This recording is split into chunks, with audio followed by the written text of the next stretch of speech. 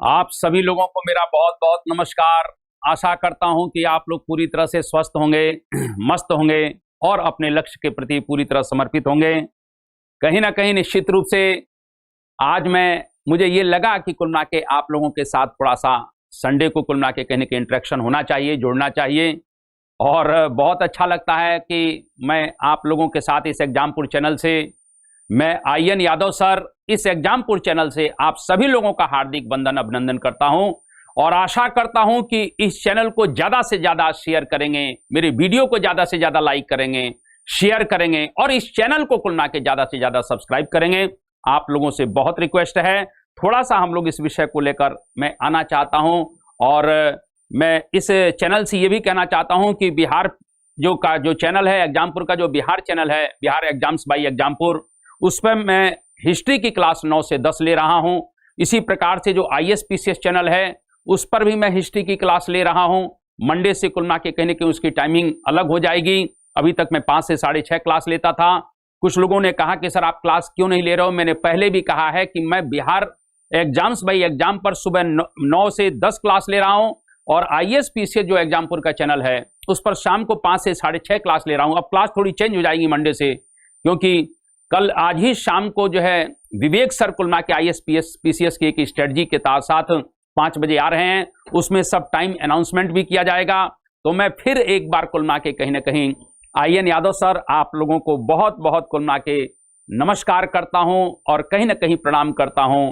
और मैं बार बार कहता रहता हूं कि कदम ऐसा चलो कि निशान बन जाए, कदम ऐसा चलो कि निशान बन जाए, काम ऐसा करो कि पहचान बन जाए। यहां जिंदगी तो जी लेते हैं सभी, जिंदगी जियो की दूसरों के लिए मिसाल बन जाए। कुछ ऐसा हंगामा इतिहास में होना चाहिए कि कहीं ना कहीं आप भी इतिहास पढ़ते पढ़ते इतिहास को रच जाएं, क्योंकि जिन लोगों ने दुनिया में आकर इतिहास को रचा है उन्हीं लोगों का इतिहास बना है। इस बात को मैं कुल मिला के कहना चाहता हूं। और भारतीय इतिहास के अंदर या भारतीय राष्ट्रीय आंदोलन को जब हम लोग पढ़ते हैं तो स्वाभाविक रूप से कहीं ना कहीं 2 पर्सनालिटी कुल मिला के एक ऐसी हैं जिनको मैं लेकर आया हूं। मैं भी बहुत डरा इस टॉपिक को लेकर आने में, क्योंकि गांधी की शख्सियत को भी कम नहीं आंका जा सकता है और सुभाष चंद्र बोस की शख्सियत को भी कम नहीं आंका जा सकता है। ये राष्ट्रीय आंदोलन के 2 तारे हैं। मैं कह सकता हूं कि राष्ट्रीय आंदोलन के 2 तारे हैं जिनको किसी भी कीमत पर कोई नहीं आंका जा सकता है। लेकिन फिर भी कुछ कमियां, कुछ गलतियां, कुछ गड़बड़ियां, क्योंकि व्यक्ति होता है तो कुछ गड़बड़ियां करता है, उनको लेकर मैं कुल मिला के कहीं ना कहीं गांधी और सुभाष बाबू को लेकर आमने सामने आया हूं। स्वाभाविक रूप से मैं फिर कहना चाहता हूं कि राष्ट्रीय आंदोलन में कुछ ऐसे मुद्दे रहे हैं जो अपने आप में कुल मिला के विवादित हो गए। क्यों हो गए, क्यों ऐसा हुआ, इस पर आज मेरा चर्चा करने का थोड़ा सा मन हुआ है। इसीलिए मैं इस विषय को लेकर आ रहा हूं। और स्वाभाविक रूप से मैं जला हुआ राख नहीं, मैं जला हुआ राख नहीं अमर दीप हूं, मैं जला हुआ राख नहीं अमर दीप हूं, जो मिट गया वतन पर मैं वो शहीद हूं। मैं जला हुआ राख नहीं अमर दीप हूं, जो मिट गया वतन पर मैं वो शहीद हूं। अपनी आजादी को हम हरगिज भुला सकते नहीं, सर कटा सकते हैं लेकिन सर झुका सकते नहीं। इसका मतलब क्या है कि सर कटा सकते हैं लेकिन सर झुका सकते नहीं। और ये शब्द, ये लाइनें सिर्फ और सिर्फ सुभाष बाबू के लिए कही जा सकती हैं। राष्ट्रीय आंदोलन के अंदर एक ऐसा व्यक्तित्व है, एक ऐसी पर्सनैलिटी है जिसके विषय में लाइनें कुल मिला के अक्षरशः सत्य हैं कि मैं जला हुआ राख नहीं अमर दीप हूं, जो मिट गया वतन पर मैं वो शहीद हूं। अपनी आजादी को हम हरगिज भुला सकते नहीं, सर कटा सकते हैं लेकिन सर झुका सकते नहीं। अंग्रेजों के सामने कुल मिला के कहने की हिंदुस्तान के राष्ट्रीय आंदोलन में एक ही पर्सनालिटी मुझको दिखती है जो अंग्रेजों के सामने किसी भी तरह से झुकने के लिए तैयार नहीं है। अंग्रेजों के सामने कभी भी गिड़गिड़ाने की जरूरत नहीं है, क्योंकि कहीं ना कहीं इनका व्यक्तित्व ही ऐसा था। मैं परवाह नहीं करता जमाना खिलाफ हो, ये सुभाष बाबू की लाइनें मैं उनके व्यक्तित्व को देखकर कह सकता हूं कि मैं परवाह नहीं करता जमाना खिलाफ हो, रास्ता वही चलेंगे जो सीधा और साफ हो। उन्होंने कभी भी किसी के पीछे घूमने का प्रयास नहीं किया। भारत के राष्ट्रीय आंदोलन में गांधी को एक तारा माना गया है और मैं बार बार कहता रहता हूं कि निश्चित रूप से भारत के राष्ट्रीय आंदोलन के गांधी एक तारा हैं, लेकिन भारत के सभी नेता ग्रह बनकर इस गांधी रूपी तारे की परिक्रमा कर रहे हैं। लेकिन सुभाष वह ग्रह है जो किसी तारे की परिक्रमा करने के लिए पैदा नहीं हुआ है, क्योंकि कहीं ना कहीं मैं कहना चाहता हूं, फिर मैं इस बात को कहना चाहता हूं कि सुभाष चंद्र बोस का व्यक्तित्व अपने आप में सबसे अलग है। वो किसी की परिक्रमा करने के लिए पैदा नहीं हुए हैं, वो सिर्फ और सिर्फ अपनी नीतियों पर और अपने अक्ष पर घूर्णन करते हुए भारत के राष्ट्रीय आंदोलन को कुल के आगे ले जाने के लिए, और उनका लक्ष्य है सिर्फ देश की आजादी। उनका लक्ष्य कांग्रेस के लोगों की तरह पद और प्रतिष्ठा और सम्मान की लालसा नहीं थी। मैं थोड़ा सा कुल के अपनी बात को आगे बढ़ाना चाहता हूं, और मैं कहना चाहता हूं कि सुभाष बाबू का अगर थोड़ा सा मैं जीवन पीछे लेकर जाऊं तो वहां पर मैं थोड़ा सा आप लोगों को लेकर पहुंचना चाहता हूं कि सुभाष बाबू का जो जीवन है वो स्वाभाविक रूप से जन्म 1897 हुआ, कटक में हुआ। जन्म से कोई मतलब नहीं है, कर्म से इतिहास बनता है। इसीलिए मैं थोड़ा सा डायरेक्ट 1920 में लेकर आना चाहता हूं। और इनके घर के लोगों की इच्छा थी, पढ़ने में बड़े मेधावी थे, इसलिए घर के लोगों की इच्छा थी कि आईसीएस का एग्जाम दे, और इस प्रकार से वो आईसीएस का एग्जाम देते हैं। और आपको मालूम होना चाहिए कि उस ब्रिटिश शासन काल में यानी मेरिट में आना भारतीयों के लिए कितना इम्पॉसिबल शब्द था, लेकिन अपनी प्रतिभा के बल पर उन्होंने 1920 की आईसीएस में चौथी रैंक हासिल की। 1920 में उन्होंने चौथी रैंक, 4th रैंक हासिल की है। लेकिन आपको मालूम होना चाहिए कि कहीं ना कहीं आईसीएस में आने के पश्चात भी उन्होंने आईसीएस ज्वाइन नहीं किया। वो आईसीएस नहीं ज्वाइन कर रहे हैं। आपको फिर मैंने क्या कहा कि वो किसी भी तरह से किसी के पीछे याचना करने के लिए पैदा नहीं हुए हैं, वो किसी सत्याग्रह के लिए पैदा नहीं हुए हैं, वो अपने अधिकार और हक की लड़ाई के लिए संघर्ष करने के लिए पैदा हुए हैं। इसीलिए उन्होंने इसीलिए उन्होंने आईसीएस ज्वाइन नहीं किया, उन्होंने कांग्रेस ज्वाइन किया। और कांग्रेस ज्वाइन करके कुल के देश के राष्ट्रीय आंदोलन में अपनी भागीदारी कहीं ना कहीं अदा करना चाहते हैं।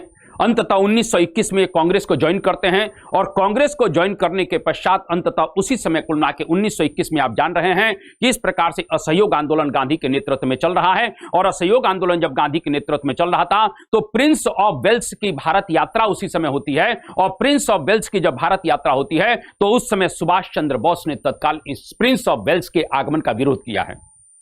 और जब प्रिंस ऑफ वेल्स के आगमन का विरोध सुभाष चंद्र बोस कर रहे हैं तो आपको बताना चाहता हूं कि इसी समय थोड़ा सा इस बात को समझिए कि इस तरह से प्रिंस ऑफ वेल्स के आगमन का विरोध करते हैं, और उसके पश्चात सुभाष चंद्र बोस को पहली बार 1921 में ही जेल जाना पड़ता है।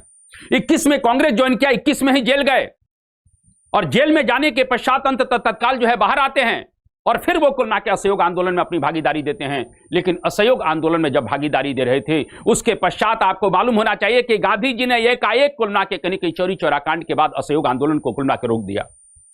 असहयोग आंदोलन रोका जाता है। हिंदुस्तान के लोगों के अंदर, हिंदुस्तान के युवाओं के अंदर, हिंदुस्तान के बुद्धिजीवियों में, हिंदुस्तान के किसानों में, हिंदुस्तान के मजदूरों में एक बहुत बड़ी निराशा का भाव था। या आखिर गांधी जी ने चोरी चोरा कांड के पश्चात इस असहयोग आंदोलन को क्यों रोक दिया? मैं आगे कभी एक वीडियो में चोरी चोरा कांड लेकर आऊंगा, मैं चोरी चोरा लेकर आऊंगा, क्योंकि जो गांधी यह कहते हैं कि चोरी चोरा कांड में चूंकि हिंसा हो गई है, 1922 की मैं बात करना चाहता हूं, मैं हिंसा को बर्दाश्त नहीं कर सकता हूं। मैं पूछना चाहता हूं कुल के कहीं ना कहीं कि उसी 22 में चोरी चोरा कांड के लिए आपने कुल के आंदोलन को रोक दिया, इतना बड़ा आंदोलन जिसमें स्वयं गांधी जी भी कह रहे हैं कि यदि कुल के आंदोलन इसी प्रकार से चलता रहा तो मैं इस देश को स्वराज दिलवा दूंगा। और उसी कुल के 1922 से एक साल पहले 1921 में केरल के तट पर मोपला विद्रोह आपको मालूम होना चाहिए, जहां पर कुल के हजारों मुसलमानों ने हजारों हिंदुओं का कुल कहीं न कहीं कत्ल किया। हिंदुओं का कत्ल होता है, उनकी महिलाओं के साथ रेप होता है, उनके साथ कुल के अनायास कुल के दुराचार होता है। और आपको मालूम होना चाहिए कि मोपला आंदोलन इतना भयानक आंदोलन था कि स्वयं अंबेडकर और एनी बेसेंट को भी कुल की निंदा करनी पड़ी। अंबेडकर ने कुल के कहीं इस मोपला विद्रोह का निंदा की है, एनी बेसेंट ने इस आंदोलन की निंदा की है। यहां तक कि महिलाओं के साथ बड़े पैमाने पर इस आंदोलन में रेप किया जाता है, हजारों लाखों कुल के हिंदुओं का कन्वर्जन होता है, लेकिन गांधी कुल के वहां पर हिंसा गांधी को नहीं दिखी। मोपला आंदोलन के मोपला विद्रोहियों का उन्होंने गांधी जी ने समर्थन कर दिया। मैं समझ में नहीं आता कि चोरी चोरा में गांधी जी को हिंसा दिखी, जिन्होंने अपने अधिकारों के लिए पुलिस के ऊपर, जब पुलिस के ऊपर, मैं आगे कभी बहुत बड़ा वीडियो बनाऊंगा, इसलिए थोड़ा सा मैं अपने विषय पर आना चाहता हूं।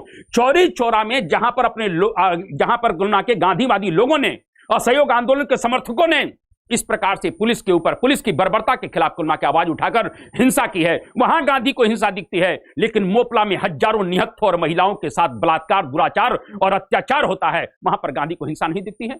मैं पूछना चाहता हूं कि गांधी का सत्य और अहिंसा की परिभाषा है क्या? मैं यह कहना चाहता हूं कि इस प्रकार से गांधी जी ने चौरी चौरा कांड के बाद आंदोलन रोक दिया और कुल मिला के आंदोलन रोक दिया तो पूरा हिंदुस्तान क्षुब्ध है। लेकिन उसमें कुल मिला के मैंने क्या कहा कि सुभाष चंद्र बोस का ऑरा और व्यक्तित्व ही कुछ अलग है और इसीलिए सुभाष चंद्र बोस ने तत्काल कुल मिला के कहीं कि गांधी जी की खिलाफत करते हुए यहां पर एक स्टेटमेंट पास कर दिया कि जब जनता का उफान अपनी ऊंचाई पर था, क्योंकि इस समय असहयोग आंदोलन में हिंदुस्तान के लोग बड़े उफान से, बड़ी उत्तेजना के साथ, आक्रोश के साथ इस आंदोलन में भाग ले रहे थे। जब जनता का उफान अपनी ऊंचाइयों पर था, उस समय कुल मिला के इस आंदोलन को पीछे लेना, इस आंदोलन को वापस लेना राष्ट्रीय संकट से कम नहीं है। मैं कहना चाहता हूं कि अप्रत्यक्ष रूप से सुभाष चंद्र बोस ने गांधी जी को एक तरह से इशारा कर दिया कि गांधी जी, मैं कांग्रेस के अंदर आ चुका हूं, आपकी मनमानी मैं नहीं चलने दूंगा। अगर आप कोई गलत कुल के कहीं कदम उठाएंगे तो मैं उसके खिलाफ आपका प्रतिकार करूंगा। और मैं यही बात आपको कहना चाहता हूं कि 1922 में चौरी चौरा के बाद गांधी जी ने जो असहयोग आंदोलन वापस लिया, उसका बहुत बड़ा कुल के तरीके से कुल के विरोध सुभाष चंद्र बोस के द्वारा किया जाता है। और धीरे धीरे कुल मिला के मैं कहना चाहता हूं सुभाष चंद्र बोस को अंततः क्रांतिकारी षड्यंत्र के आरोप में 1924 में अंततः उनको मांडले जेल भेजा जाता है। 3 वर्ष वहां पर सजा काटते हैं। भैया जरा ये एसी बंद कर दो। 1924 में कुल मिला के 3 वर्ष के लिए उनको सजा होती है। उसके बाद वो तत्काल कुल मिला के कहीं कहीं बाहर आते हैं और बाहर आने के पश्चात आपको बताना चाहता हूं कि कहीं ना कहीं कुछ समय बाहर रहने के पश्चात फिर वो राष्ट्रीय आंदोलन की गतिविधियों में भाग लेते हैं और बड़ी तेजी से राष्ट्रीय आंदोलन की गतिविधियों में भाग लेने लगे। धीरे धीरे कुल मिला के कहीं ना कहीं सुभाष चंद्र बोस का कद और औरा बड़े पैमाने पर बढ़ रहा है और सुभाष चंद्र बोस का कद और औरा बढ़ रहा है।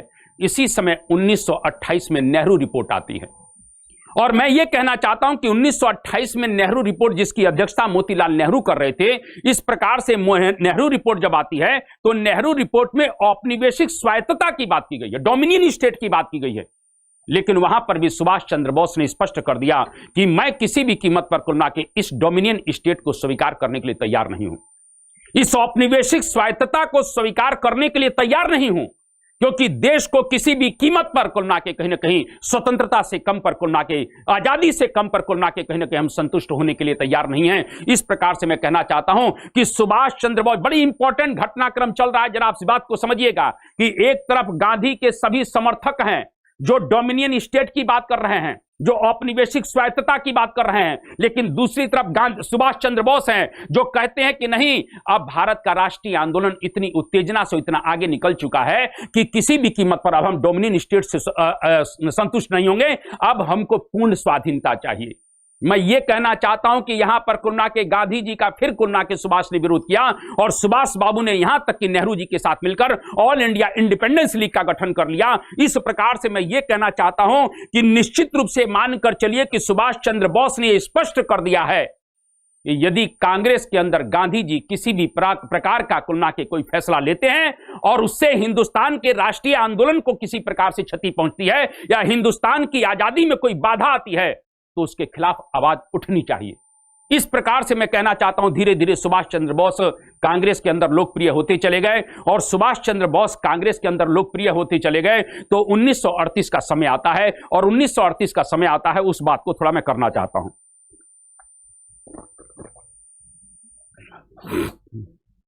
1938 का कुल मिला के कांग्रेस का अधिवेशन चल रहा है और 1938 का जब कांग्रेस का अधिवेशन चल रहा है तो उसमें आप इस बात को समझिए कि 1938 के कांग्रेस के इस अधिवेशन की अध्यक्षता स्वयं कुल मिला के सभी कांग्रेस के लोगों ने, इवन गांधी जी ने भी सुभाष चंद्र बोस को दी है। 1938 के हरिपुरा कांग्रेस अधिवेशन का अध्यक्ष इस प्रकार से कहीं ना कहीं निश्चित रूप से सुभाष बाबू को चुना गया और सुभाष बाबू का थॉट क्या है? क्रांतिकारी विचारक हैं।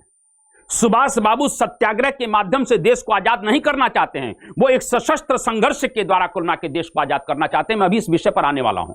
1938 में कुल मिला के सुभाष चंद्र बोस ने जिस तरीके से 1 वर्ष कांग्रेस का अध्यक्ष रहते हुए काम किया, उनकी लोकप्रियता कांग्रेस के अंदर बड़े पैमाने पर बढ़ रही है और कांग्रेस के अंदर जब गांधी जी की तुलना में सुभाष चंद्र बोस की लोकप्रियता बड़े पैमाने पर बढ़ने लग गई तो इससे जो गांधी लॉबी थी उसके पेट में दर्द होना शुरू हो गया। यह स्पष्ट रूप से लिखा जाना चाहिए कि सुभाष चंद्र बोस के कद को बढ़ते हुए देखने के पश्चात जो गांधी लॉबी थी वो परेशान हो गई, क्योंकि गांधी लॉबी को यह बात मालूम था कि सुभाष का ऑरा जितना बढ़ रहा है उसकी तुलना में इन लोगों का ऑरा कभी जीवन में बढ़ने वाला नहीं है और ये लोग कुल मिला के कहीं न कहीं अंधेरे में गुमनामी में खो जाएंगे। इसीलिए आपको बताना चाहता हूं, अंततः 1939 का समय आया और कांग्रेस के अंदर से एक आवाज फिर उठने लग गई कि सुभाष बाबू को ही कांग्रेस का अध्यक्ष दोबारा बनना चाहिए। अब जरा समझिए इस बात को कि अंदर से फिर आवाज उठ रही है कि सुभाष बाबू को ही कांग्रेस का दोबारा अध्यक्ष बनना चाहिए। लेकिन गांधी और उनके जितने भी समर्थक थे उनको यह लगा कि अगर दोबारा ये अध्यक्ष बन गया तो समाज ये मानकर चलिए कि हम लोग पूरी तरह से कुल मिला के गुमनामी में चले जाएंगे और कुल मिला के कहीं ना कहीं कांग्रेस की पूरी तरह से कमान किसके पास आ जाएगी? सुभाष के पास आ जाएगी। और सुभाष बाबू के पास आ जाएगी तो बुरा क्या है? मैं ये पूछना चाहता हूं कि गांधी जी आप तो कहा करते थे कि मैं सत्य के साथ खड़ा होने वाला व्यक्ति हूं, तो सत्य तो इस समय सुभाष बाबू के साथ खड़ा है, क्योंकि आप मान के चलिए कि भारत की इस राष्ट्रीय आंदोलन में कांग्रेस के अंदर सुभाष बाबू से कोई योग्य व्यक्ति तो था नहीं। आप भी तो देश की आजादी के लिए लड़ रहे थे, आप भी तो देश के लिए संघर्ष कर रहे थे। मैं मान सकता हूं कि आपका रास्ता सत्याग्रह का है, लेकिन यह योग्य व्यक्ति का साथ ना देना यह कहां का कुल मिला के कहीं सत्य और अहिंसा का पाठ है? क्योंकि नेहरू और कुल मिला के मैं कभी आऊंगा नेहरू और सुभाष की तुलना करने, हालांकि तुलना करने की कोई विषय ही नहीं बनता है, क्योंकि सुभाष का कद बहुत बड़ा है, नेहरू से क्या तुलना मैं करूंगा। लेकिन मैं ये कहना चाहता हूं कि कहीं ना कहीं एक तरह से बैकडोर से नेहरू को पूरी तरह से भय सता चुका है कि यह व्यक्ति अगर आगे निकल गया तो समझ लीजिए गांधी कितना भी चाहेंगे हम प्रधानमंत्री नहीं बन पाएंगे। यह बात बैकडोर में नेहरू को स्पष्ट हो चुकी है, क्योंकि सुभाष एक तरीके से डायमंड है यार, और हीरा जहां रहता है चमकता है। इस प्रकार से मैं कहना चाहता हूं कि इस प्रकार से कहीं ना कहीं इस तरह से गांधी जी कुल मिला के विरोध करते हैं 1939 में जो त्रिपुरी में अधिवेशन होने जा रहा है कि नहीं नहीं, इस बार सुभाष चंद्र बोस अध्यक्ष नहीं बनेंगे। लेकिन सुभाष चंद्र बोस ने मन बना रखा है कि मैं दोबारा कुल मिला के कांग्रेस का अध्यक्ष बनूंगा, क्योंकि कुछ मेरे जो अधूरे काम है मैं उसको पूरा करना चाहता हूं। इसके बाद कुल मिला के गांधी जी ने अपना असली रंग दिखाया। अरे गांधी जी आप तो कुल मिला के कहा करते थे कि मैं कांग्रेस का एक साधारण सेवक हूं, तो आप महाराज साधारण सेवके बनकर रहा करते, लेकिन आप तो कुल मिला के कांग्रेस के डिक्टेटर थे। अध्यक्ष बनाना है नहीं बनाना है आपके पास रिमोट रहता था, और आप जो कह देते थे वो कांग्रेस के अंदर किसी की औकात नहीं थी कि आपकी बात को कोई काट सके। केवल एक ही व्यक्ति है जिसका नाम है सुभाष, वो आपकी नीतियों के खिलाफ तत्काल खड़े हो जाते थे, बाकी किसी में दम तो थी नहीं। 1939 में गांधी जी को यह लगा, गलतफहमी में गांधी जी थे, गांधी जी को यह लगा कि कुल मिला के कहीं ना कहीं इस बार जो है मैं जिस व्यक्ति को कुल मिला के खड़ा कर दूंगा सुभाष का पत्ता गोल हो जाएगा, क्योंकि कांग्रेस के अंदर उनका गांधी जी का वजूद बहुत तगड़ा है भाई, गांधी जी का ऑरा बहुत बड़ा है। इसीलिए मैं आपको कहना चाहता हूं कि 1939 में सुभाष चंद्र बोस के खिलाफ आप देखिए कितना गलत काम हो रहा है। अभी से जो अध्यक्ष बन रहे थे वो सब सर्वसम्मति से बन रहे थे, सर्वसम्मति से बन रहे थे, लेकिन अब पहली बार चुनाव होने जा रहा है और एक तरफ सुभाष चंद्र बोस हैं, एक तरफ सुभाष चंद्र बोस हैं और दूसरी तरफ गांधी जी के कैंडिडेट पट्टाभी सीतारमैया हैं। 1939 के त्रिपुरी अधिवेशन में चुनाव होगा अध्यक्ष के लिए, और एक तरफ मैंने क्या कहा कि सुभाष चंद्र बोस हैं और दूसरी तरफ गांधी जी के कैंडिडेट पट्टाभी सीतारमैया हैं। और गांधी जी ने यहां एक स्टेटमेंट पहले से ही एडवांस में जारी कर दिया है, यानी पट्टाभी सीतारमैया का प्रचार चालू हो गया है, और उन्होंने यहां तक कह दिया कि पट्टाभी सीतारमैया की हार मेरी हार होगी, यानी इंडिकेट कर दिया है कि आप ध्यान रखिए मेरा कैंडिडेट है पट्टाभी सीतारमैया, इसीलिए अगर वो हार जाता है तो मेरी हार है। यानी कि कुल मिला के मानसिक रूप से दबाव बनाने का कांग्रेस के कुल मिला के कार्यकारिणी के ऊपर किया गया कि अगर ये हारेगा तो समझ लेना मेरी हार है। लेकिन कार्यकारिणी इस बात को मानने के लिए तैयार नहीं है, क्योंकि सुभाष जैसा डायमंड उनको मिल चुका है, उनको डिक्टेटर नहीं चाहिए, उनको डायमंड चाहिए, और इसीलिए सुभाष उनको डायमंड के रूप में मिल चुका है, जिसकी आत्मा सिर्फ और सिर्फ भारत के राष्ट्रीय आंदोलन और भारत की आजादी के लिए कुल मिला के संघर्ष करती है, जिसका संघर्ष सिर्फ आजादी के लिए है, उसका संघर्ष किसी डिक्टेटर या प्रधानमंत्री पद को पाने के लिए नहीं है। मैं यह कहना चाहता हूं 1939 में अंततः पट्टाभी सीतारमैया चुनाव में हारते हैं। 1939 में कुल मिला के बहुत बड़ा टर्निंग पॉइंट है हिंदुस्तान के राष्ट्रीय आंदोलन का। 1939 में गांधी जी के कैंडिडेट पट्टाभी सीतारमैया चारों कोने चित्त हो गए। मैं ये कह सकता हूं कि पट्टाभी सीतारमैया चारों कोने चित्त नहीं हुए, गांधी जी चारों कोने चित्त हो गए, गांधी जी धाराशाही हो गए। गांधी और नेहरू ब्रिगेड को यह बात मालूम पड़ गई कि जो व्यक्ति गांधी को हरा सकता है, कांग्रेस के अंदर हरा सकता है, उस व्यक्ति का प्रभाव कितना बड़ा होगा, उस व्यक्ति का प्रभाव कितना बड़ा होगा। और इस प्रकार से मैं कहना चाहता हूं कि जैसे ही पट्टाभी सीतारमैया को बनाकर हराकर सुभाष चंद्र बोस जैसे ही अध्यक्ष बनते हैं, बस यहीं से मामला बिगड़ गया। और यहीं से मामला बिगड़ यह जाता है कि गांधी जी के इशारे पर, मैं बार बार इस बात को कहना चाहता हूं कि यदि मेरे कुल नाके यानी कि मेरे समर्थक किसी को कुल नाके परेशान करेंगे और मैं मौन रहूंगा, तो इसका मतलब मेरा मौन समर्थन है। इस प्रकार से जब सुभाष बाबू अध्यक्ष बन गए, अब नई कार्यकारिणी गठन करने की बात आई, तो गांधी जी के इशारे पर इस प्रकार से जो गांधी के समर्थक लोग थे, उन्होंने सुभाष चंद्र बोस को परेशान करना शुरू कर दिया, सुभाष चंद्र बोस को इग्नोर करना शुरू कर दिया। सुभाष चंद्र बोस की कांग्रेस में अनदेखी होना शुरू हो गई, वो अपनी कार्यकारिणी तक नहीं बना पा रहे हैं, इतना व्यवधान किया गया। मैं कह सकता हूं कि सुभाष चंद्र बोस के खिलाफ गांधी जी के नेतृत्व में एक षड्यंत्र शुरू हो गया और गांधी समर्थकों ने इतना भयानक षड्यंत्र किया, इस प्रकार से इस भारत के हीरे को, जो भारत को बचा सकता था, तो देश को आजादी तो दिलवा सकता था, देश का पार्टीशन भी रुकवा सकता था और देश को एक योग्य नेतृत्व मिल सकता था, वो कुल नाके कहीं न कहीं इन षड्यंत्रकारियों ने अंततः उनको कांग्रेस छोड़ने के लिए विवश कर दिया।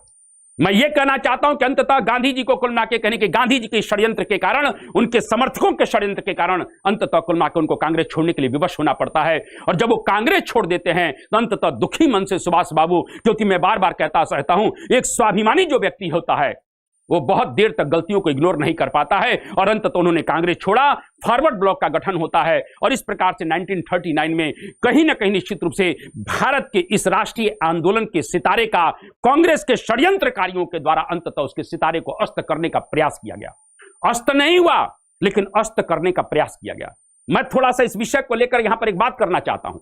1939 में आप समझिए कि जो व्यक्ति लोकतांत्रिक तरीके से, आप समझिए कि सुभाष बाबू का चुनाव लोकतांत्रिक तरीके से हुआ है और जो व्यक्ति लोकतांत्रिक तरीके से चुनाव जीता है, जो गांधी जी स्वयं कहा करते थे कि मैं लोकतंत्र में विश्वास करता हूं, जो कांग्रेस ये कहती है कि हम लोकतंत्र में विश्वास करते हैं, उनसे बड़ा अलोकतांत्रिक कौन हो सकता है कि एक लोकतांत्रिक तरीके से चुनाव के द्वारा जीते हुए कुलना के व्यक्ति को एक षड्यंत्र के द्वारा उनको कुलना के पद से हटाया गया, उनको कांग्रेस से हटाया गया। मैं यह कहना चाहता हूं और इस प्रकार से आप इस बात को समझिए कि कहीं ना कहीं 1939 का समय है, जरा कुछ घटनाएं बड़ी इंपॉर्टेंट है। मैं कह सकता हूं कि कुल मिला के कांग्रेस के अंदर जो भी लोग हैं वो लोकतांत्रिक हो ही नहीं सकते हैं, क्योंकि गांधी जी के विषय पर दो आरोप लगते हैं। आपको मालूम होना चाहिए, यहां भी लोकतांत्रिक तरीके से सुभाष बाबू का चयन हुआ, अंततः गांधी जी ने उनको हटाने के लिए अपना षड्यंत्र किया। और 1946 में चले जाइए, जब कुल नाके कांग्रेस काउंसिल की कमान की कांग्रेस की जो अंतरिम कुल नाके कार्यकारिणी की मीटिंग चल रही है,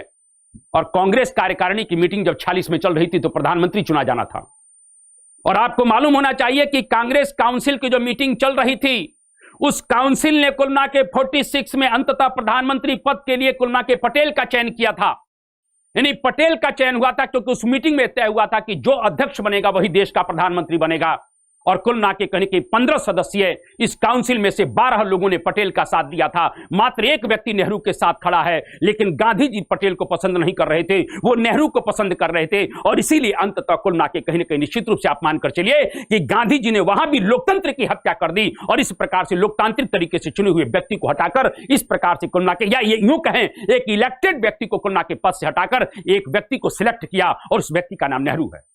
इसी प्रकार से यहां पर हुआ कि एक इलेक्ट व्यक्ति जो इलेक्टेड है कुल नाके कहने के सुभाष, उसको हटाया जाता है और राजेंद्र प्रसाद का सिलेक्ट होता है। तो गांधी जी, आप डेमोक्रेसी की बात करते हैं, आप लोकतंत्र की बात करते हैं, 46 में कुल नाके पटेल का इलेक्ट हो रहे हैं और आप नेहरू को सिलेक्ट कर रहे हैं। मेरी ये समझ में नहीं आ रहा है कि आपने कौन सी पॉलिसी के साथ कुल नाके कहने के पटेल, वो भी भारत के राष्ट्रीय आंदोलन का एक धुरंधर नेता है, और सुभाष चंद्र बोस, वो भी भारत के राष्ट्रीय आंदोलन के एक धुरंधर नेता है, इन दोनों को आपने कुल नाके पीछे करने का क्या प्रयास किया? इससे आप हासिल क्या करना चाहते थे? मैं थोड़ा सा इस विषय पर और आना चाहता हूं। 1939 में थोड़ा इस विषय को लेकर बात करिए। 1939 में कुल नाके सेकंड वर्ल्ड वॉर हो गया है। अब जरा समझिए इस बात को।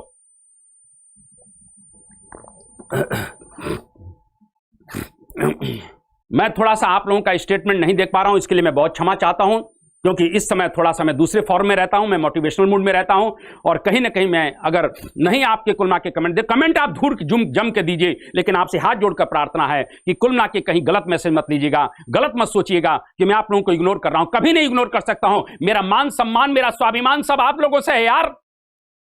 मेरा मान, मेरा सम्मान, मेरा स्वाभिमान सब आप लोगों से। आप मेरे विद्यार्थी हैं, और इसीलिए मैं आपका कभी भी अनदेखी नहीं कर सकता हूं। कुल मिला के इस बात को थोड़ा ध्यान रखिएगा। और मैंने अभी कहा कि मैं सुबह 9 से 10 बिहार कुल मिला के एग्जाम चैनल पर, जो एग्जामपुर का बिहार चैनल है, उस पर मैं 9 से 10 इतिहास ले रहा हूं। आईएएस पीसीएस चैनल पर भी मैं इतिहास ले रहा हूं। इसीलिए आप लोगों जो है इतिहास अगर पढ़ना चाहते हैं उस चैनल पर जरूर आइए, मैं आपको रेगुलर मिलूंगा, ये मैं आपसे वादा कर रहा हूं। और थोड़ा सा हम लोग अपने विषय पर आना चाहते हैं। मैंने अभी आपको कहा कि कुल मिला के कहने की इस बात को जरा समझने की, 1939 में जब सेकेंड वर्ल्ड वॉर शुरू हो गया तो सुभाष चंद्र बोस कहते क्या है गांधी जी से? गांधी जी से सुभाष चंद्र बोस ने यही कहा कि गांधी जी, इस समय थोड़ी स्थितियां हमारे अनुकूल बन रही हैं, ये अनुकूल बन रही हैं कि कहीं ना कहीं निश्चित रूप से जर्मनी ने और इटली ने मिलकर इस सेकेंड वर्ल्ड वॉर में इंग्लैंड को पानी पिला रखा है। यानी कि हिटलर ने कुल मिला के अंग्रेजों की ऐसी की तैसी कर रखी है। यही वो समय है कि अगर भारत के अंदर हम भी एक बहुत बड़ा आंदोलन खड़ा कर दें तो कुल मिला के अंग्रेजों के पैरों को उखाड़ा जा सकता है, अंग्रेजों को भारत से भगाया जा सकता है। यह एक बड़ा सुंदर मौका है कि उधर हिटलर इनको ठोक रहा है और इधर हम ठोकेंगे तो अंग्रेज भागने के लिए मजबूर हो जाएंगे। गांधी जी ने कहा ना ना ना ना ना ना, नाना करते प्यार तुम ही से कर बैठे। गांधी जी ने स्पष्ट रूप से मना कर दिया कि नहीं नहीं, दुश्मन संकट में हो तो उसको और संकट नहीं पैदा करते हैं, नहीं पैदा करते हैं। सेकंड वर्ल्ड वॉर में गांधी जी जानते हो क्या कहते हैं? गांधी जी यह कहते हैं कि नहीं, हमको किसी भी कीमत पर इन अंग्रेजों की मदद करनी चाहिए, अंग्रेजों की मदद करनी चाहिए। तो सुभाष बाबू ने प्रश्न किया कि गांधी जी, प्रथम विश्व युद्ध में भी तो आपने मददें किया था। जब प्रथम विश्व युद्ध चल रहा था और आप हिंदुस्तान आए हुए थे तो हिंदुस्तान के गांव-गांव में घूमकर हिंदुस्तान के युवाओं को सेना में भर्ती करने के लिए आपने प्रेरित किया था, जिसके कारण से आपको सेना में भर्ती करने वाला सार्जेंट तक कह दिया गया था। आप यह बताइए कि आपने फर्स्ट वर्ल्ड वॉर में शामिल करके हिंदुस्तान के लोगों को, हजारों लोगों की जान चली गई, आखिर भारत को मिला क्या था? आखिर अंग्रेजों ने भारत को क्या दिया था? क्या जिस स्वराज के लिए आपने हिंदुस्तान के लोगों की आहुति चढ़वाई थी आपने अंग्रेजों के नाम पर, आप यह बताइए कि कुल मिला के आपको क्या मिला बदले में? आपको बदले में रॉलेट एक्ट मिला, आपको बदले में रॉलेट एक्ट मिला, आपको जलियांवाला बाग हत्याकांड मिला। यानी कि आपने अंग्रेजों की प्रथम विश्व युद्ध में मदद की है, लेकिन आपको बदले में, मैंने फिर कहना चाहता हूं कि आपको रॉलेट एक्ट परोस के दिया गया, आपको जलियांवाला बाग हत्याकांड परोस कर दिया। क्या आप इतिहास भूल गए? क्या आप अतीत को भूल गए? लेकिन गांधी जी कुल मिला के यहां पर सुभाष चंद्र बोस की बात मानने के लिए तैयार नहीं है। अगर शायद यह सलाह कुल मिला के कहीं के गांधी ब्रिगेड का कोई व्यक्ति, नेहरू जैसे लोग दिए होते, मैं मानकर चलता हूं कि कुल मिला के, क्योंकि गांधी को यह बात मालूम है कि अगर कोई बहुत बड़ा आंदोलन खड़ा होता है तो निश्चित रूप से सुभाष उसमें हीरो बन जाएगा। ये बात गांधी को अच्छी तरह से मालूम था। इसीलिए गांधी जी चाहते हैं कि कुल मिला के अभी आंदोलन नहीं चलना चाहिए। और मैं कहना चाहता हूं कि सुभाष चंद्र बोस एक व्यावहारिक कुल मिला के राजनीतिज्ञ है, हर चीज को समझते हैं कुल मिला के। मैं कितना तक कह सकता हूं कि जितना देश की नब्ज को, इस राष्ट्रीय आंदोलन के मर्म को जितना सुभाष बाबू समझे, उतना गांधी और नेहरू भी नहीं समझ पाए।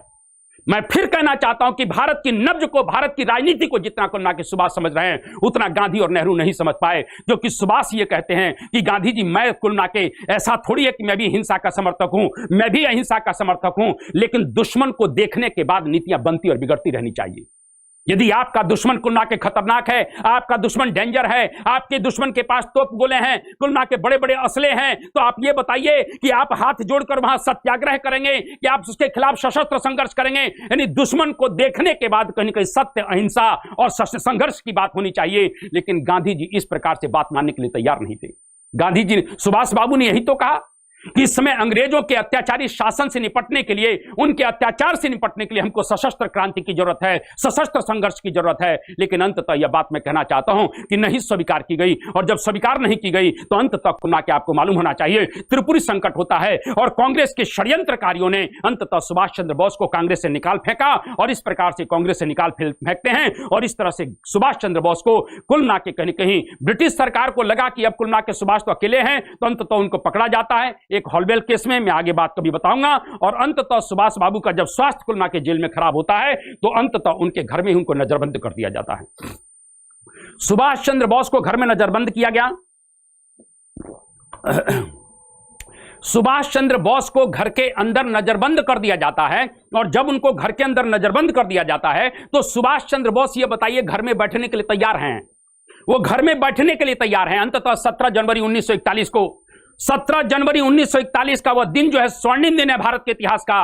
अंततः सुभाष चंद्र बोस छद्म वेश धारण करके, जियाउद्दीन नामक एक पठान का वेश धारण करके घर से निकल जाते हैं। बहुत लंबी कहानी है, लेकिन मैं उसमें नहीं जाना चाहता हूं। जियाउद्दीन नामक पठान का वेश धारण करके अंततः पेशावर पहुंचे, दिल्ली पहुंचे, दिल्ली से पेशावर पहुंचे, पेशावर से काबुल पहुंचे, और काबुल में कुल मिला के निश्चित रूप से उनको मदद मिलती है। वहां से मास्को पहुंचते हैं, और मास्को से वो जर्मनी पहुंचते हैं, और जर्मनी में हिटलर के राइट हैंड रॉबेनट्रॉप ने उनका स्वागत किया। रॉबेनट्रॉप ने उनका स्वागत किया है। वहीं पर कुल मिला के हिटलर से मुलाकात होती है, और हिटलर से मुलाकात होने के पश्चात जर्मनी में ही सुभाष चंद्र बोस ने फ्री इंडिया सेंटर की स्थापना की है। वहीं पर उनको नेताजी के नाम से संबोधित किया गया, और हिटलर ने फिर कुल मिला के सुभाष चंद्र बोस से कहा कि आपके देश की आजादी का रास्ता जर्मनी से नहीं जाता है, क्योंकि जर्मनी बहुत दूर है, जापान से जाता है, आप जापान से मदद लीजिए। और यह बात व्यवहारिक भी थी। इस प्रकार से मैं कह सकता हूं कि कहीं ना कहीं सुभाष बाबू इस प्रकार से जापान पहुंचते हैं, टोक्यो पहुंचते हैं, और टोक्यो पहुंचने के पश्चात यहां पर कहीं ना कहीं साउथ ईस्ट एशिया में एक व्यक्ति का इतिहास बड़ा महत्वपूर्ण है, जिसका नाम है रास बिहारी बोस। मैं उस रास बिहारी बोस के इतिहास को भी पढ़ाऊंगा। अंततः रास बिहारी बोस की मैं बात करना चाहता हूं, जो देश की आजादी के लिए साउथ ईस्ट एशिया में भारतीयों को कुल मिला कर रहे थे, इंडियन इंडिपेंडेंस लीग की स्थापना वो कर रहे थे। और अंततः करने के पश्चात सुभाष बाबू जब पहुंचे, तो अंततः सुभाष बाबू को इंडियन इंडिपेंडेंस लीग और आजाद हिंद फौज की कमान उनको दे दी गई। आजाद हिंद फौज की कमान सुभाष चंद्र बोस को दे दी जाती है। सुभाष चंद्र बोस कुल मिला के आजाद हिंद फौज के प्रधान सेनापति बन गए, और प्रधान से सेनापति बनने के पश्चात अंततः मैंने क्या कहा कि सुभाष बाबू की रणनीति क्या है कि हमें किसी भी कीमत पर कुल मिला के देश की आजादी के लिए सशस्त्र संघर्ष करना है। और आपको थोड़ा सा बात ध्यान रखना चाहिए कि 1943 में 1943 में सुभाष बाबू वहां 60,000 आजाद हिंद फौज के सेनानियों को लेकर भारत पर हमला करने का मन बना रहे हैं। और कांग्रेस के अंदर या मुस्लिम लीग के अंदर जो बड़े बड़े नेता हैं, चाहे वो कुल मिला के नेहरू के रूप में हो, चाहे गांधी के रूप में हो, चाहे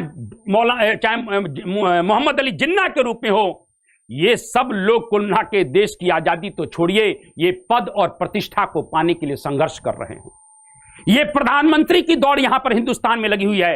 एक व्यक्ति देश की सरहद के बाहर देश की आजादी के लिए लड़ रहा है, और यहां प्रतिष्ठा की लड़ाई चल रही है, यहां प्रधानमंत्री पद की लड़ाई चल रही है। आप जरा इस बात को समझिए कि सुभाष चंद्र बोस जैसे ही गए, गांधी जी को यह बात मालूम पड़ गई है कि संघर्ष जरूरी है। अगर यह संघर्ष 1939 में हुआ होता तो इसका परिणाम कुछ और होता, लेकिन गांधी जी ने काम तो किया, लेकिन 1942 में किया, और 1942 में गांधी जी भारत छोड़ो आंदोलन लेकर आए।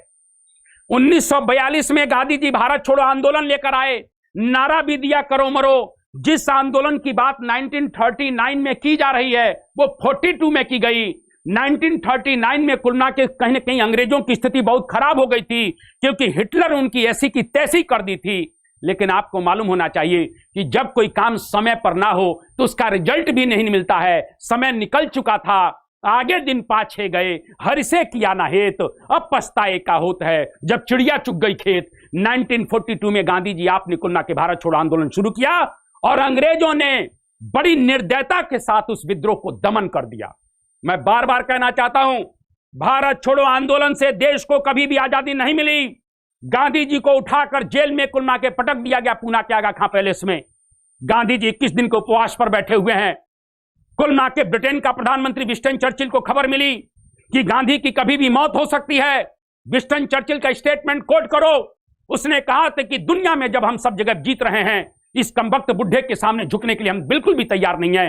ये कल मरता है, आज मर जाए, इसका मतलब विंस्टन चर्चिल ने स्पष्ट कर दिया है कि भारत छोड़ो आंदोलन और गांधी के प्रभाव से मैं अब झुकने वाला नहीं हूं। मैं ये बात कहना चाहता हूं कि इस प्रकार से भारत छोड़ो आंदोलन और कहीं ना कहीं गांधी का पूरी तरह से रुतबा खत्म हो चुका है। अंग्रेजों ने बड़ी निर्दयता के साथ इस आंदोलन का दमन किया, और अंततः आंदोलन अपने आप समाप्त हो गया। जो काम 1939 में अगर सुभाष बाबू के नेतृत्व में लड़ा गया होता, इस आंदोलन का सकारात्मक परिणाम होता। लेकिन दुर्भाग्य की बात है कि ऐसा नहीं हो पाया। मैं थोड़ा सा सुभाष बाबू के पास आना चाहता हूं, और मैं आपके पास सुभाष बाबू के पास थोड़ा आना चाहता हूं, और इस विषय को लेकर थोड़ा आगे बढ़ना चाहता हूं। इस समय आजाद हिंद फौज के 60,000 जवानों को लेकर, 60,000 जवानों को लेकर अंततः कुल मिला के कहीं कि सुभाष चंद्र बोस भारत पर हमला करना चाह रहे हैं। और सुभाष चंद्र बोस जब कुल मिला के कहीं कि भारत पर हमला करना चाह रहे हैं और अंग्रेजों से भारत को मुक्त करना चाह रहे हैं, आपको मालूम होना चाहिए कि अंडमान और निकोबार को जीत लिया गया और अंडमान और निकोबार को जीतने के पश्चात वो मणिपुर तक आ चुके हैं। इस प्रकार से आप इस बात को समझिए कि कुल मिला के 60,000 जवान पूरी तरह से अपनी शहादत देते हुए भारत की सीमाओं में प्रवेश हो गए और इस आजाद हिंद फौज का प्रभाव अंततः भारत के कुल मिला के सैनिक जो थे उनके मस्तिष्क पर भी पड़ा, उनके मानस पटल भी पड़ा और हिंदुस्तान के वो सैनिक जो अभी तक अंग्रेजों की सेवा कर रहे थे वो आजाद हिंद फौज के और सुभाष चंद्र बोस के कुल मिला के कहने की नीतियों से अंततः इंस्पायर होते हैं, प्रेरित होते हैं। जरा इस बात को समझिए, मैं बहुत इंपॉर्टेंट जगह बात करना चाहता हूं। कहीं ना कहीं किताबें हमको यह पढ़ाती है कि भारत छोड़ो आंदोलन से देश को आजादी मिली और मैं ये कहना चाहता हूं कि सुभाष चंद्र बोस और उनकी आजाद हिंद फौज से कुल मिला के देश को आजादी मिली, क्योंकि आजाद हिंद फौज के दीवानों के कारण हिंदुस्तान के सैनिकों को भी लगा कि हमारे ही भाई कुल मिला के विदेशी धरती पर जाकर संघर्ष कर रहे हैं, देश की आजादी के लिए लड़ रहे हैं, शहादत को प्राप्त कर रहे हैं, तो हमको भी शस्त्र उठा लेना चाहिए। और इसका परिणाम हुआ कि अंततः कुल मिला 18 फरवरी 1946 को आपको मालूम होना चाहिए शाही नौसेना का विद्रोह बंबई के अंदर होता है। आपको मालूम होना चाहिए कि शाही नौसेना के समर्थन में बंबई में 20 लाख लोग एकत्र हो गए और 20 लाख लोग सड़कों पर आ गए, जिसका परिणाम अंततः अंबाला पर पड़ा। अंबाला की सैनिक छावनी में विद्रोह हुआ, जबलपुर की सैनिक छावनी में विद्रोह हुआ। इस शाही नौसेना का विद्रोह का कुल मिला के विरोध जो है कांग्रेस के लोगों ने किया। 18 फरवरी 1946 के इस शाही नौसेना का विद्रोह कुल मिला के गांधी जी कर रहे हैं, नेहरू कर रहे हैं, ये लोग विरोध कर रहे हैं, क्योंकि इन लोगों का नारा था शाही नौसेना के विद्रोहियों का कि कुल मिला के आजाद हिंद फौज के सेनानियों को मुक्त करो, आजाद हिंद फौज के सेनानियों को मुक्त करो। मैं ये आपको कहना चाहता हूं कि कहीं ना कहीं 18 अगस्त 1945 की घटना पर ले जाना चाहता हूं। 18 अगस्त 1945 को अंततः सुभाष बाबू अदृश्य हो गए। मैं कह सकता हूं कि कोई विमान क्रैश में उनकी दुर्घटना हुई नहीं हुई। मैं बार बार कह रहा हूं, मैं कभी एक वीडियो लेकर आऊंगा कि सुभाष की मौत का रहस्य क्या है, उस पर पर्दा उठेगा। लेकिन आज मैं ये कहना चाहता हूं 18 अगस्त 1945 को कुछ ऐसे घटनाक्रम हुए जिसके कारण से अंततः कुल मिला के इस प्रकार से ये अदृश्य हो जाते हैं, ओझल हो जाते हैं, लेकिन फिर भी वो अदृश्य जरूर हुए। लेकिन आजाद हिंद फौज के सेनानियों को तैयार करके हिंदुस्तान के कुल मिला के सैनिकों के मन में एक स्वतंत्रता का जो जज्बा भरा वो सुभाष चंद्र बोस ने भरा है, वो सुभाष बाबू ने भरा है। दे दी आजादी हमको पढ़ाया जाता है कि दे दी आजादी तूने खड्ग बिना ढाल, साबरमती के संत तूने कर दिया काल कमाल। शर्म आनी चाहिए हमको इस गीत को गाते हुए कि दे दी आजादी तूने खड्ग बिना ढाल, साबरमती के संत तूने कर दिया कमाल। 26,000 आपको मालूम होना चाहिए, 26,000 INA के कुल मिला के जवान शहादत को प्राप्त करते हैं, शहीद हो जाते हैं देश की आजादी के लिए। क्या कभी हमने उनके बारे में सोचा? आप खुद इस बात को सोचिए कि आजादी बिना खड्ग और ढाल के कैसे दुनिया में मिली है। मैंने दुनिया का इतिहास पढ़ा है, मैंने जर्मनी का इतिहास पढ़ा, मैंने अमेरिका का इतिहास पढ़ा, मैंने इंग्लैंड का इतिहास पढ़ा, मैंने फ्रांस का इतिहास पढ़ा, मैंने रशियन रिवॉल्यूशन पढ़ा। मैंने तो कहीं नहीं देखा कि खड्ग और ढाल से कुल मिला के कहने कि बिना खड्ग ढाल के सत्याग्रह से भूख हड़ताल से देश को आजादी मिलती है। कहीं भी दुनिया में कुल मिला के इतिहास में ऐसा नहीं हुआ है। इसलिए इस गाने को बंद किया जाना चाहिए और आजाद हिंद फौज के सेनानियों के नाम पर कुल मिला के हिंदुस्तान में एक बहुत बड़ा स्मारक बनना चाहिए जो इससे हिंदुस्तान का युवा हमेशा प्रेरित होता रहे। आजाद हिंद फौज के 24,000 सेनानियों का इतना बड़ा प्रभाव पड़ा कि हिंदुस्तान के सैनिकों के ऊपर एक मानसिक पटल पर कुल मिला के एक आवाज जाती है और हिंदुस्तान के कुल मिला के कहने के निश्चित रूप से जो सैनिक थे वो विद्रोह करने के लिए आतुर हो गए। मैं आपको मालूम होना चाहिए कि जब आजाद हिंद फौज के सेनानियों को पकड़कर दिल्ली के लाल किले में लाया गया, दिल्ली के लाल किले में जब लाया गया, आजाद हिंद फौज के सेनानियों पर 2 लाइनें, सारा लहू जमी को हमने पिला दिया, सारा लहू जमी को हमने पिला दिया, हम पर वतन का कर्ज था हमने चुका दिया। इस प्रकार से मैं कहना चाहता हूं आजाद हिंद फौज के सेनानियों को जो पकड़ा गया, दिल्ली के लाल किले में मुकदमा चला। मुकदमा चलाने वाले कौन कौन थे? ये भी कुल मिला के षड्यंत्रकारी हैं। आपको मालूम होना चाहिए क्योंकि कांग्रेस का विरोध भारत में बड़े पैमाने पर बढ़ चुका है, इसीलिए वो अपनी जमीन बचाने के कुल काला कोट पहनने के लिए तैयार हुए। ये आजाद हिंद फौज के सेनानियों को बचाने के लिए तैयार नहीं हुए। ये काला कोट नेहरू जी ने जो पहना उसका कारण यही है कि चुनाव है 45-46 में और उनको मालूम है कि हिंदुस्तान का जनाधार पूरी तरीके से कुल मिला के आजाद हिंद फौज के साथ खड़ा है। उस सिंपैथी को प्राप्त करने के लिए अंततः ये लोग खड़े हुए। मैं कहना चाहता हूं कि इस प्रकार से कुल मिला के निश्चित रूप से लॉर्ड, यहां पर एक लाइन में आपको बोलना चाहता हूं कि इस समय जो chief of the army staff है, जो आर्मी चीफ है ब्रिटेन का, क्लॉड ऑकनले, और क्लॉड ऑकनले की कुल मिला के एक स्टेटमेंट है जो बेविल को उसने पत्र में लिखा है, क्योंकि ये आजाद हिंद फौज के सेनानियों को छोड़ा क्यों गया।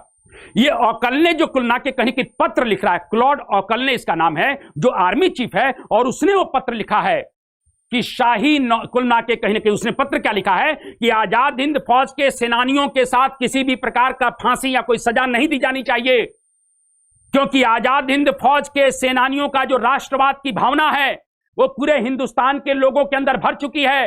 अगर हम लोगों ने इनके साथ कोई छेड़खानी की, आजाद हिंद फौज के सेनानियों को अगर फांसी दी या इनको लंबी सजाएं दी, तो भारत का जो राष्ट्रवाद है, जो आजाद हिंद फौज के सेनानियों के कारण, सुभाष चंद्र बोस के कारण पूरे भारत में राष्ट्रवाद का जो गुब्बारा बना हुआ है वो फूट जाएगा। और जब फूट जाएगा तो हमारा मुश्किल हो जाएगा। ये बात वेवेल को लिख रहा है, जो आर्मी चीफ है वो लिख रहा है। इसीलिए किसी भी कीमत पर इनके साथ कोई सजा का प्रावधान नहीं होना चाहिए। लॉर्ड वेवेल को ये बात लग गई, और लॉर्ड वेवेल को जब ये बात लग गई तो आपको मालूम होना चाहिए कि फांसी की जो सजा थी तत्काल बदली गई। और फांसी की सजा बदलने के पश्चात क्योंकि हिंदुस्तान से नारा निकलने लगा कि लाल किले को तोड़ दो, आजाद हिंद फौज को छोड़ दो। मैं ये कहना चाहता हूं और ये बार बार कहना चाहता हूं कि भाई साहब, आप लोग थोड़ा इतिहास को ढंग से पढ़िए। सुभाष चंद्र बोस और उनकी आजाद हिंद फौज के कारण मेरे देश को आजादी मिली है।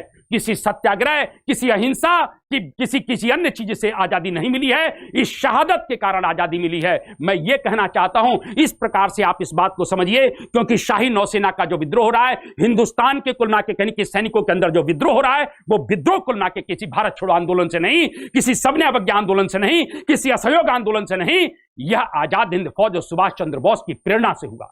और थोड़ा सा मैं इस विषय को लेकर और आगे बढ़ना चाहता हूं। एक लाइन में इसको आपको क्लियर कर देना चाहता हूं। जब देश को आजादी मिली, जब भारत को आजादी मिल रही है, इस बात को जब समझिए 1947 में, तो उसमें ब्रिटेन का प्रधानमंत्री क्लीमेंट एटली है। उस समय ब्रिटेन का प्रधानमंत्री क्लीमेंट एटली है, जो लेबर पार्टी का है। अब यह बताइए कि क्लीमेंट एटली को ज्यादा मालूम होगा ना कि आखिर देश को आजादी कैसे मिली है। उसको अच्छी तरह से मालूम है ना, मैंने देश को आजादी क्यों दिया।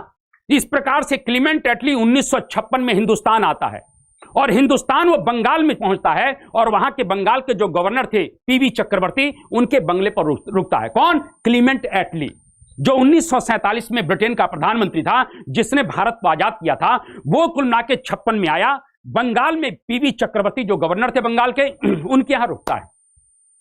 पीवी चक्रवर्ती ने कुछ प्रश्न किया है कि पीवी चक्रवर्ती ने कहा कि कुलना एटली साहब, ये बताइए कि आपने भारत छोड़ो आंदोलन को तो पूरी तरह से कुचल दिया था, भारत छोड़ो आंदोलन को पूरी तरह से आपने कुचल दिया था। आपने कुलमा के सेकंड वर्ल्ड वॉर को जीत भी चुके थे, आपके सामने कोई समस्या तो थी नहीं, क्योंकि भारत छोड़ो आंदोलन भी पूरी तरह से खत्म कर दिया था। गांधी भी एक तरीके से निराशा के वातावरण में चले गए थे, क्योंकि 1944 में गांधी स्वयं कह रहे हैं कि अब मैं किसी भी तरीके से कोई आंदोलन चलाने के मूड में नहीं हूं, मेरे पास शक्ति नहीं है। यानी एक तरह से अंग्रेजों ने गांधी को इतना टॉर्चर कर दिया है कि गांधी एक तरह से खत्म से हो गए।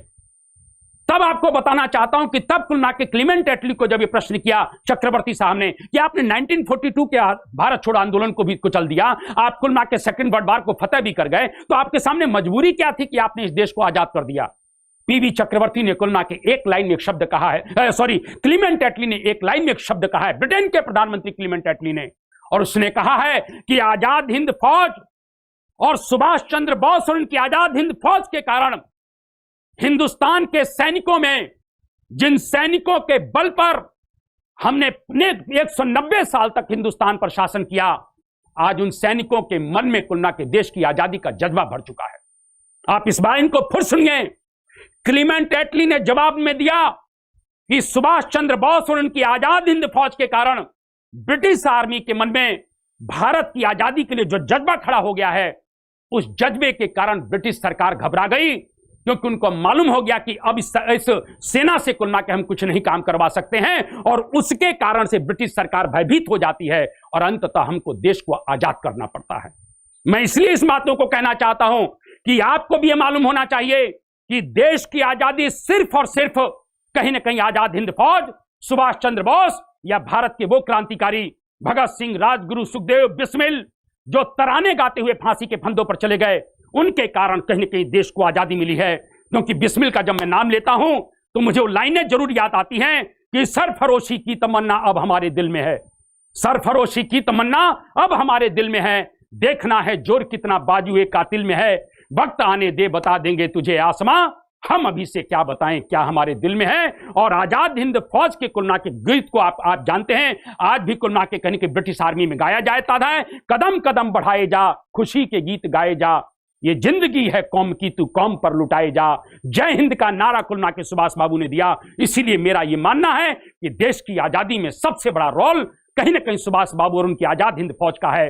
ये बात क्लीमेंट एटली भी कहते हैं और यह बात खुलना के देश के इतिहास को भी मानना चाहिए। मैं इस प्रकार से आज सुभाष और खुलना के कहीं ना कहीं निश्चित रूप से गांधी जी को लेकर आया। निश्चित रूप से गांधी जी अपने तरीके से कुल मिला के कहीं के देश को आजाद कराना चाहते थे, लेकिन उनके तरीके से कुल मिला के अंग्रेज बिल्कुल प्रभावित नहीं हो पाए, क्योंकि उनके तीनों आंदोलन कुचल दिए गए। लेकिन सुभाष का कुल मिला के कहीं कहीं जो सशस्त्र संघर्ष था उसने ब्रिटिश सरकार में भय का वातावरण पैदा किया और अंततः उनको कुल मिला के देश छोड़कर भागने के लिए विवश होना पड़ा। मैं कह सकता हूं कि भारत के कुल मिला के कहीं कहीं आजादी में सुभाष चंद्र बोस का बहुत बड़ा योगदान है। और मैं इन्हीं शब्दों के साथ अपनी वाणी को विराम देता हूं। आप सब लोगों से यही प्रार्थना करता हूं कि आप अपने मिशन को क्रैक करने के लिए जिंदगी भर अपने पथ पर चलते रहिए। कदम ऐसा चलो, मैंने अभी कहा कि कहीं ना कहीं कुछ ऐसा कदम होना चाहिए कि आपका अनुकरण दुनिया करे। कदम ऐसा चलो कि निशान बन जाए, काम ऐसा करो कि पहचान बन जाए। यहां जिंदगी तो जी लेते हैं सभी, जिंदगी जियो की दूसरों के लिए मिसाल बन जाए। मैंने बार बार कहा है कि पहाड़ों से निकलने वाली नदी कभी यह नहीं पूछती है कि समुद्र का रास्ता कहां है, वो अपना रास्ता स्वयं तय कर लेती है। पुरुषार्थी लोग अपना रास्ता स्वयं तय करते हैं, इसलिए हमको भी अपना रास्ता स्वयं तय करना है।